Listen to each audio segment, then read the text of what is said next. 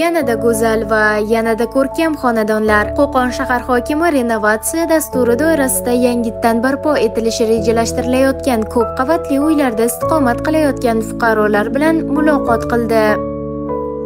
Mana u joyda o'zingiz tanlaysiz yoki joyingiz bo'lsa aytasiz, ijara pulini berib turadi sizga.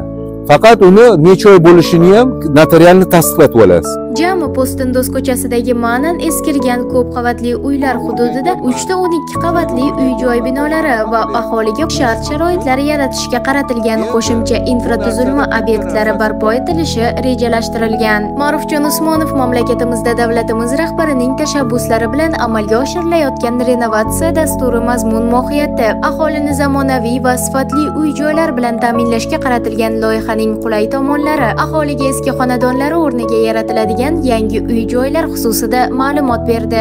Qo'qon shahar hokimi aholini qiziqtirgan ko'plab savollarga ham javob berib, fuqarolar manfaatlari ishonchli va kafolatli himoyalanganini alohida ta'kidlab o'tdi. Tepaqo'rg'on ziyoratgohi yaqinida joylashgan hududda istiqomat qiladigan fuqarolar ishtirokida qurbonlik qilindi. Qur'on o'qilib, yurtimizga omonlik, xalqimizga tinchlik, farovonlik, yurtboshimizga uzoq umr tilab duolar qilindi. Ma'rufjon Usmonov qurilish tashkiloti mutasaddilari hamrohligida aholi xonadonlarini ham ko'zdan kechirib, yangi quriladigan uylarda aynan shunday va undan yaxshi sharoitlar yaratib berilishini ta'kidlab o'tdi.